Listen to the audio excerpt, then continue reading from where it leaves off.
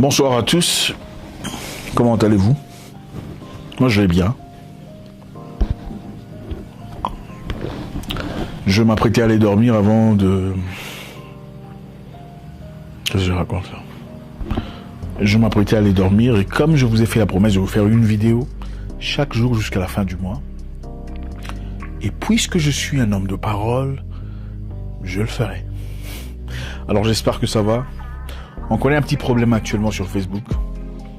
On ne peut pas publier. Nous ne savons pas pourquoi, on ne sait pas jusqu'à quand. Donc si vous nous suivez sur Facebook, je vous encourage de nous suivre ici sur YouTube. Demandez à vos proches de le faire. On ne pourra pas publier, je pense que vous l'avez remarqué, depuis peut-être 10 jours déjà. Il n'y a rien là-bas. Donc si vous cherchez Zach Mouekassa, c'est ici. Vous savez, nous cherchons tous l'argent. L'argent est merveilleux. C'est bien d'en avoir, ça fait du bien. L'argent vous aide à accomplir vos projets. L'argent aide à faire des voyages.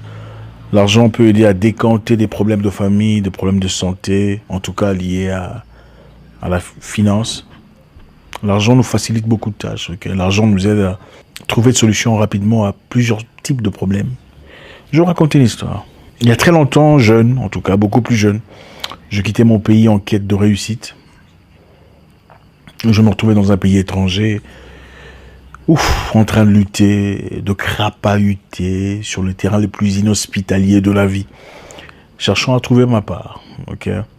Je me souviens à l'époque, je sortais avec une jeune fille, une très jolie dame, une demoiselle, évidemment, charmante, ravissante, pétillante, saisissante. Elle était géniale. Et je comptais en faire mon épouse, évidemment. C'était ça le projet, d'accord? On a traversé des moments très intéressants ensemble. On était amis, on était très proches. Mais voilà, comme j'étais seul dans un pays étranger, après avoir quitté mon pays de naissance, l'objectif principal était de partir en France pour continuer mes études, rejoindre mon grand frère. Mais comme il y avait la guerre à l'époque, et les ambassades ne fonctionnaient pas, alors je ne pouvais pas avoir de visa pour aller en France. J'étais donc obligé d'aller chercher un autre pays, un pays intermédiaire, où je pouvais peut-être avoir un visa pour aller en Europe. Vous savez, l'Europe à l'époque, c'était le rêve de presque tout le monde, en tout cas la plupart des jeunes Africains. Un peu moins aujourd'hui, mais beaucoup en tout cas. Je faisais partie évidemment de ce groupe de personnes qui voulaient aller en Europe pour se retrouver, pour vivre une vie meilleure, espérant faire des études, peut-être, trouver un emploi, m'installer, être bien quoi, hein, aider la famille. Vous savez, le rêve des jeunes Africains qui vont à l'étranger, ils vont pas nécessairement pour eux-mêmes. La plupart de ces personnes sont là, espérant pouvoir apporter un plus à leurs parents, à leurs frères, à leurs sœurs, rester derrière, tout ça. Je faisais partie de ces personnes qui voulaient justement faire la différence. Mais aussi, mon objectif était d'épouser cette fille que j'aimais tant. C'était difficile, c'était pas facile du tout. La vie à l'étranger, dans un pays où personne ne te connaît, tout le monde s'en fout de toi, on est prêt à abuser de toi, on a fait des boulots bizarres.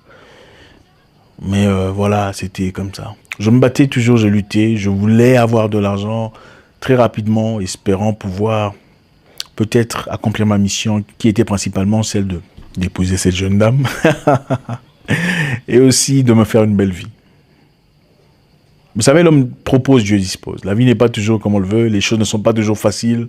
Comme je le dis très souvent, chaque situation est une porte ouverte à une nouvelle situation.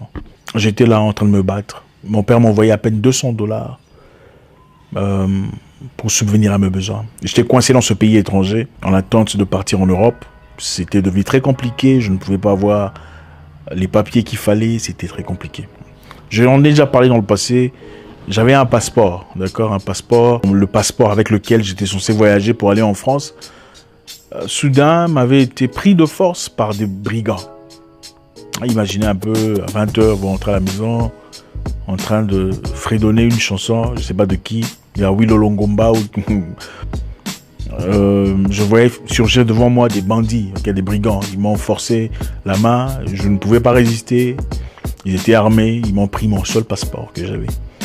Et c'était douloureux, d'accord? Ils n'ont pas pris l'argent, ils n'ont rien pris. Ils ont pris le passeport avec lequel je devrais avoir un visa pour aller en France et avoir une vie de merveille. Et revenir épouser cette jeune fille. Voilà. J'ai pleuré. J'ai pris le temps de pleurer comme il se devait. Parce que c'était ma voie de sortie que je voyais s'envoler, partir. C'était cette porte vers un avenir meilleur que je voyais se refermer de force.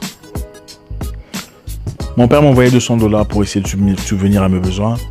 Il fallait avec le $200 payer le loyer, les $200 manger, me vêtir et faire le reste. Mon père n'a jamais été un homme riche. Un employé du gouvernement, vous savez, les salaires des agents de gouvernement. Pas extraordinaire, c'était un homme lettré, un pharmacien inspecteur provincial, mais un homme droit, d'accord, un homme qui n'avait jamais voulu la corruption, jamais voulu se lancer dans des histoires sordides, honteux ou obscures, opaques, des choses qui ne tenaient pas la longueur avec sa façon de fonctionnement. C'était compliqué pour moi, $200, qu'est-ce qu'on peut mieux en faire, hein, $200 le mois, c'est rien. Mais l'une des choses qui m'a touché le plus, c'est qu'à chaque fois que papa m'envoyait $200 pour subvenir à mes besoins, je renvoyais $100 à cette fille pour l'entretenir. Des $200 que j'avais pour moi dans un pays difficile à gérer, je renvoyais $100 à cette fille que j'aimais, par amour. Je ne sais pas, par masculinité peut-être, ou par engagement, ou par vertu, je ne sais plus, mais je le faisais. Je faisais des boulots bizarres, mais je m'assurais à ce que je fasse cela. C'était très dur.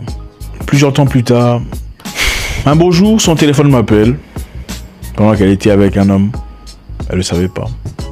Je ne sais pas comment elle a fait, elle avait apparemment pas beaucoup d'argent, mais ce jour-là, elle avait beaucoup de crédit dans son téléphone, curieusement. Le téléphone m'appelle sans qu'elle le sache, et ils sont en train de parler. Arrête, attends d'abord. Attends un peu, arrête.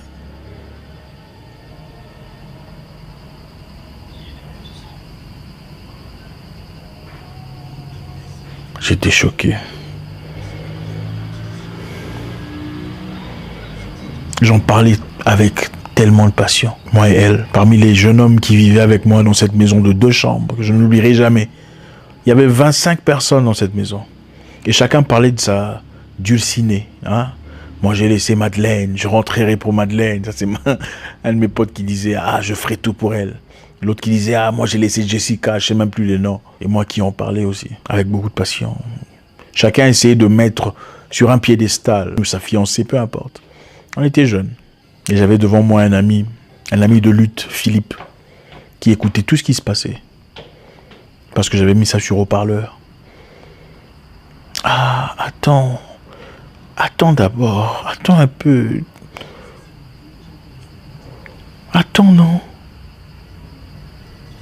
J'avais le cœur brisé en 1000 morceaux. Vous savez, c'était honteux. C'était honteux. Après avoir parlé avec beaucoup d'aisance, beaucoup de charisme, beaucoup de prestance d'une personne, censée être la plus proche de votre vie, être embarrassé de la sorte, c'était l'une des raisons principales pour lesquelles j'ai commencé à boxer. C'était pour avoir de l'argent très vite et répondre à mes devoirs, répondre à mes promesses, faire ce que je voulais faire, c'est-à-dire rentrer, épouser cette fille. On faisait partie en tout cas. Vous savez, vous êtes prêt à faire un sport que vous n'avez pas pratiqué en tant qu'amateur. Vous êtes prêt à monter dans un ring de professionnel contre un gars qui a boxé toute sa vie pour avoir de l'argent. À ce point-là. Je n'avais certes pas d'argent à offrir à l'époque. Je n'avais pas grand-chose. J'étais juste un jeune homme en train de se chercher. Mais je suis certain qu'aujourd'hui, avec toute humilité,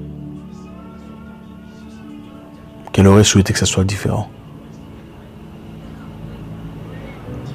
La vie est pleine de mystères. Elle nous apprend tellement de leçons chaque jour, si on fait attention. La première leçon que j'ai apprise ici, c'est toute situation que vous traversez dans la vie est une porte ouverte à une nouvelle situation. Quelle qu'en soit sa nature, que ce soit dur, difficile, insupportable, donnez le temps au temps. Le temps vous expliquera pourquoi vous avez traversé ce moment-là. Je n'avais jamais pensé devenir boxeur. Absolument pas. Cogner sur mon visage, pourquoi? Mais je comprends avec le temps que même devenir boxeur, c'était pour d'autres objectifs. Ça n'avait jamais été l'objectif final. Chaque chose nous présente une autre position.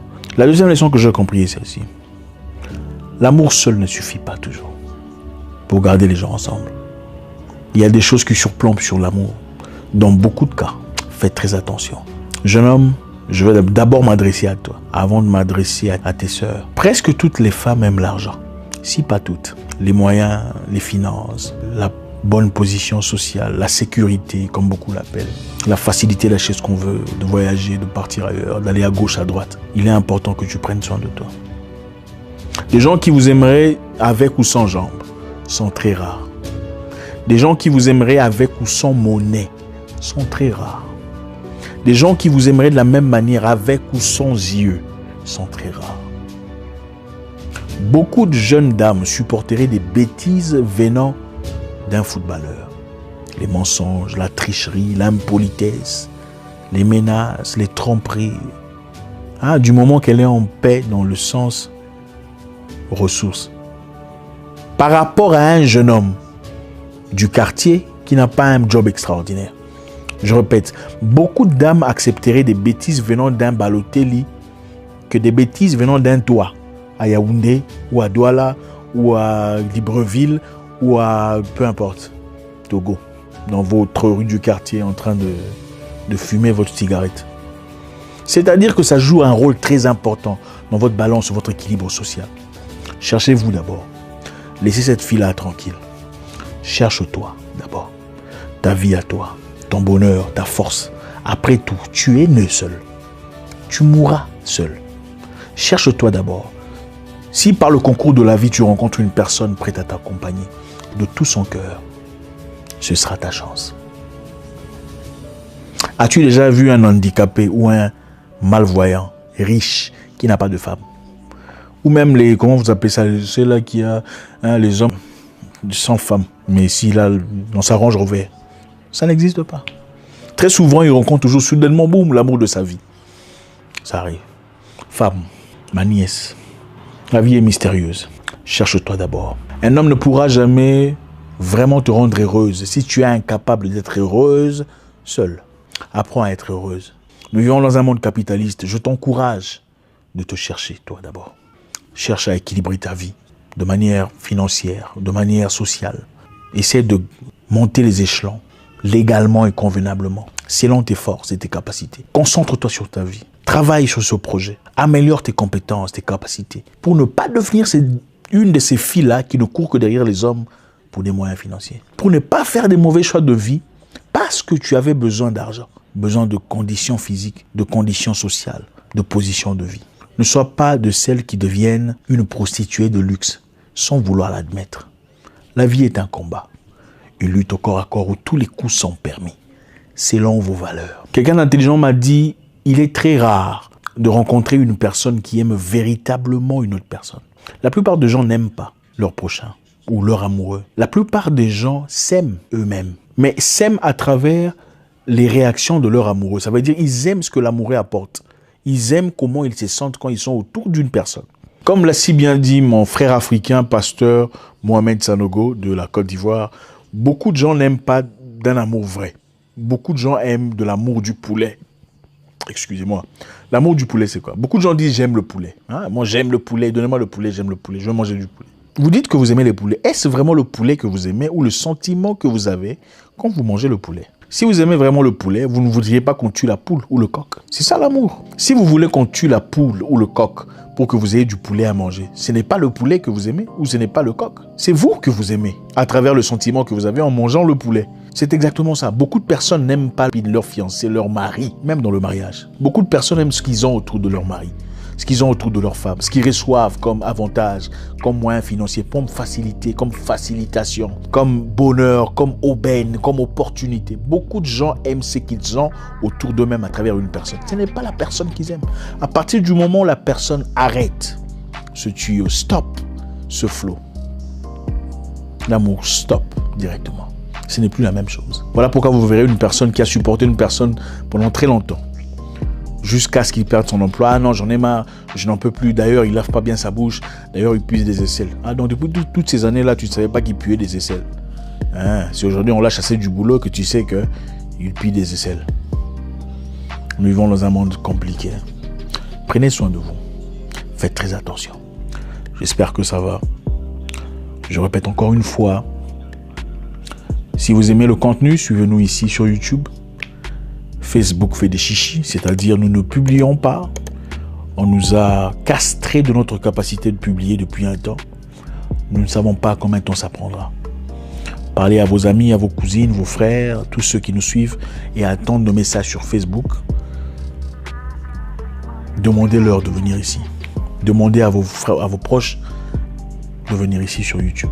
J'espère que ça va. Laissez un commentaire si vous avez à dire.